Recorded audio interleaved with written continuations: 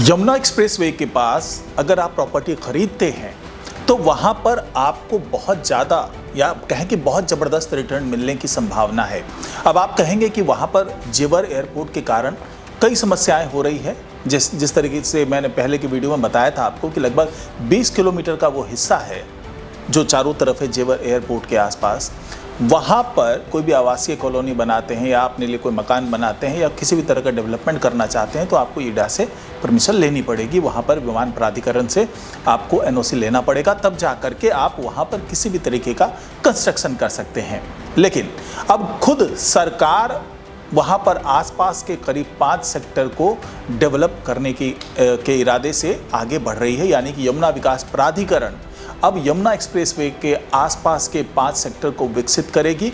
वहाँ पर नए भूखंड तैयार करवाएगी, वहाँ पर डेवलपमेंट का काम होगा। इसके लिए 7 गांव की ज़मीन भी चिन्हित कर ली गई है और वहाँ पर किसानों से बातचीत चल रही है। तो इन सेक्टर में अगर आप इन्वेस्ट करते हैं तो आपको बम्पर मुनाफा मिलने की लगभग गारंटी है। तो कैसे यहाँ पर तमाम चीज़ें चल रही है, कैसे डेवलपमेंट का काम चल रहा है और कैसे यहाँ पर आप इन्वेस्ट कर पाएंगे और किस तरीके से आपको बम्पर रिटर्न मिलेगा, इसके बारे में तमाम जानकारी आपको आज के इस वीडियो में मिलने वाली है।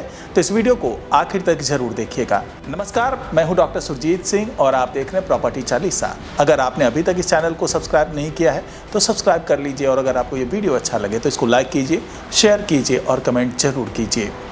तो जिस तरीके से यमुना एक्सप्रेसवे के आसपास डेवलपमेंट का काम चल रहा है और ख़ास करके जो 5 सेक्टर की बात की जा रही है और जिसके लिए 7 गांव की ज़मीन चिन्हित कर ली गई है और किसानों से बातचीत चल रही है, तो आने वाले दिनों में ये जो पूरा इलाका होगा ये कोई भी वर्ल्ड क्लास सिटी कह लें उसके तुलना में वैसा ही वो लगभग दिखेगा और साथ ही वहाँ पर तमाम फैसिलिटीज़ प्रोवाइड करवाई जाएंगे, चाहे वो इंफ्रास्ट्रक्चर की फैसिलिटीज़ हो, चाहे जो दूसरे एमिनिटीज़ हो वहाँ पर वो उपलब्ध होंगे। कॉलेज, हॉस्पिटल, स्कूल्स, अच्छे स्कूल्स होंगे और साथ ही जो अलग अलग और भी एमिनिटीज़ होते हैं जो लोगों के लिए ज़रूरी होते हैं, चाहे कमर्शियल कॉम्प्लेक्स की बात कर लें या दूसरी जो तमाम चीज़ें हैं वो सभी कुछ यहाँ पर आने वाली है।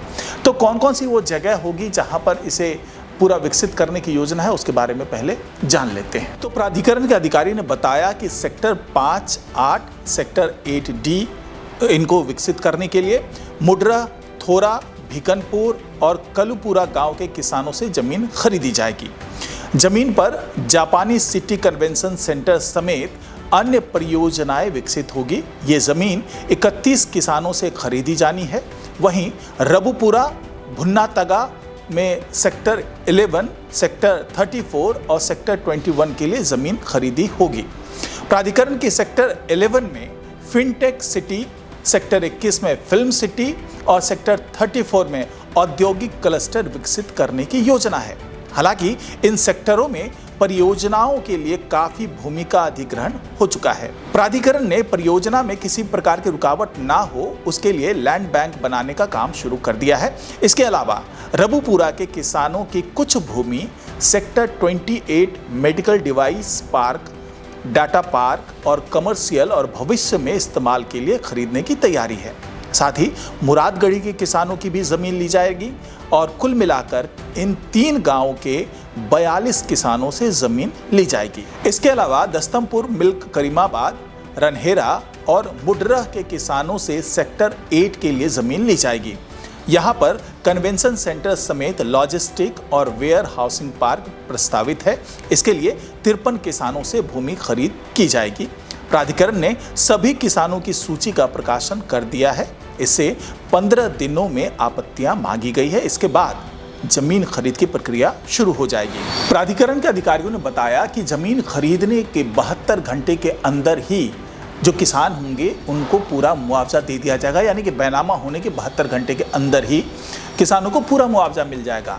तो इस तरीके से ये कह सकते हैं कि जो ज़मीन नहीं मिलने का एक रोना रोते हैं, प्राधिकरण वाले रोते हैं, सरकार रोती है, तो वो रोना अब नहीं होगा। किसान खुद भी तैयार हैं और वो ई भूमि पोर्टल पर जा कर के रजिस्ट्रेशन भी कर सकते हैं।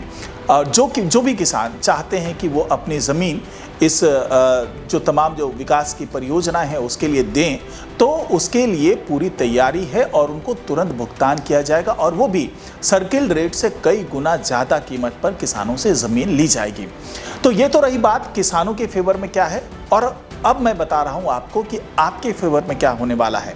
तो ये जो 5 सेक्टर को डेवलप करने की तैयारी चल रही है, तो इन 5 सेक्टर को डेवलप करने के बाद यहाँ पर जिस तरीके से रेसिडेंशियल कॉम्प्लेक्सेस बनाने की तैयारी है या फिर जो तमाम जानकारी मैंने अभी तक आपको दी है, तो वो बनाने के बाद ये पूरा इलाका बिल्कुल अपग्रेड हो जाएगा, वर्ल्ड क्लास सिटी के तौर पर ये डेवलप हो जाएगा। तो उस वक्त अगर आप वहाँ पर अपनी प्रॉपर्टी खरीदना चाहेंगे तो शायद नहीं खरीद पाएंगे, क्योंकि उस वक्त वहाँ की कीमत आसमान छू रही होगी। तो जो प्रॉपर्टी चालीसा है, ये प्लेटफॉर्म आपको इसीलिए पहले से आगाह कर देता है, अवगत करा देता है उन तमाम जानकारियों से जिसको जान करके आप भविष्य में अच्छा मुनाफा कमा सकते हैं। तो आप हमारे प्लेटफॉर्म पर जब भी आते हैं आपको नई जानकारी मिलती है, और ये वाला जो है जो यमुना सिटी में 5 नए सेक्टर्स में जो विकास की योजनाएं बन रही है, अगर समय रहते आप यहाँ पर इन्वेस्ट कर लेते हैं तो आपको एक मोटा मुनाफा मिल सकता है, क्योंकि वहाँ पर आपको प्लॉट भी अवेलेबल है, मिल जाएंगे। इसके अलावा जो रेसिडेंशियल कॉम्प्लेक्सेस है वहाँ पर आपको फ्लैट के ऑप्शंस मिल जाएंगे, कमर्शियल कॉम्प्लेक्सेस में जाएंगे तो आपको वहाँ पर कमर्शियल स्पेस अवेलेबल हो जाएगा, और साथ ही आपकी इच्छा जिस भी सेक्टर में इन्वेस्ट करने की है आप वहाँ पर इन्वेस्ट कर पाएंगे। लेकिन यहाँ पर आपको ये आगाह कर देना भी ज़रूरी है कि आप किसी प्राइवेट कॉलोनाइजर्स के चक्कर में ना पड़े, क्योंकि वो पूरा इलाका सरकार ने अपने अंडर में लिया हुआ है और प्राइवेट कॉलोनाइजर्स कई बार बेवकूफ़ बना करके आपकी जो खून पसीने की कमाई है उसको हड़प लेते हैं। तो आप बिल्कुल वहाँ की परियोजनाओं में इन्वेस्ट करें, लेकिन ये ज़रूर जान लें कि वो जो योजनाएं हैं उनको एनओसी पहले से मिला हुआ है, क्योंकि जो 20 किलोमीटर का दायरा है उस दायरे में इस तमाम तरह के नियम लागू हैं, जो नए नए कानून बनाए गए हैं वो लागू हो गए हैं। ईडा ने वहाँ पे कानून बनाए, यमुना विकास प्राधिकरण के कई कानून हैं, तो आपके पास एनओसी होना ज़रूरी है। और यमुना विकास प्राधिकरण अगर किसी सेक्टर को विकसित कर रहा है तो वो उन तमाम एनओसी के साथ वहाँ पर पहुँच रहा है और आपको केवल सिंगल विंडो से सारी समस्याओं का समाधान हो जाएगा। यानी कि आप वहाँ पर प्रॉपर्टी ले भी सकते हैं और साथ ही जो एनओसी है वो ऑलरेडी उसके साथ मिल जाएगा। आपको किसी और जगह पर भाग दौड़ करने की ज़रूरत नहीं होगी। आपको केवल नक्शा पास करवाना है और वहाँ पर कंस्ट्रक्शन करना है, क्योंकि जब आपको वो प्लॉट मिल रहा होगा या फिर आपको फ्लैट मिल रहा होगा तो आपको कुछ भी करने की ज़रूरत नहीं है। लेकिन अगर प्लॉट पर आप कंस्ट्रक्शन कराना चाहते हैं तो उसके लिए जो भी एनओसी चाहिए होगा वो तमाम नियम कानून जो होंगे वो आपको उस प्लॉट को परचेज करते वक्त भी बता दिया जाएगा, समझा दिया जाएगा। और चूंकि वो सरकार से ली गई ज़मीन होगी इसलिए वहाँ पर आपको बहुत ज़्यादा परेशानी नहीं होगी। तो आज की रिपोर्ट में फ़िलहाल इतना ही। नमस्कार।